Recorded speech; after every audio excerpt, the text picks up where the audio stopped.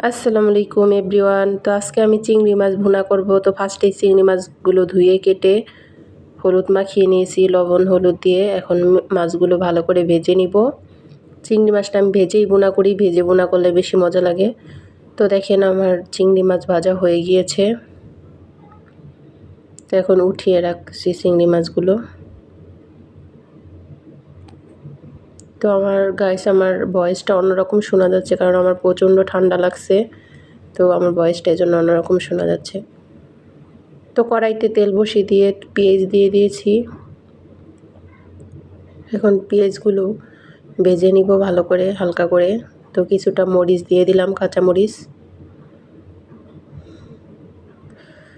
তো হয়ে গিয়েছে আমার পেঁয়াজ ভাজা। এখন দিয়ে দেব একটু পানি,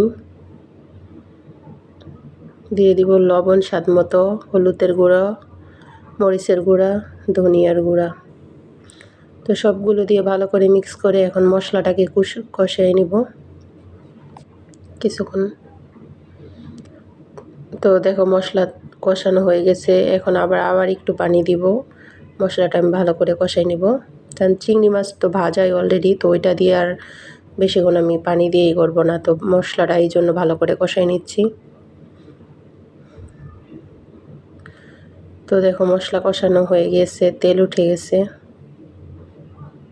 তো এখন আমি চিংড়ি মাছ ভাজাগুলো দিয়ে দিব। তো চিংড়ি মাছটা দিয়ে এখন আবার ভালো করে কষাই নিব। তো আজকে খালাই আরও অন্য রান্নাগুলো করছে, তো আমি ভাবলাম চিংড়ি মাছটা আমি ভুনা করি, তার জন্য আমি আজকে চিংড়ি মাছটা ভুনা করতেছি। তো কেমন লাগছে আমার ভিডিও অবশ্যই কমেন্ট করে জানাবা। তো আমার চিংড়ি মাছ কষানো হয়ে গেছে, আবার সামান্য একটু পানি দিয়ে এখন কিছুক্ষণ রাখবো। তো হয়ে গিয়েছে আমার চিংড়ি মাছ ভুনা। এখন আমি একটু হালকা জিরার ফাঁকি দিয়ে দিচ্ছি। এখন জিরার ফাঁকি দিয়ে লাড়াচাড়া দিয়ে এখন নামিয়ে ফেলবো। তাহলে হয়ে গিয়েছে আমার চিংড়ি মাছ। তো চিংড়ি মাছ রান্না ডান। বাই বাই, আল্লাহ হাফেজ।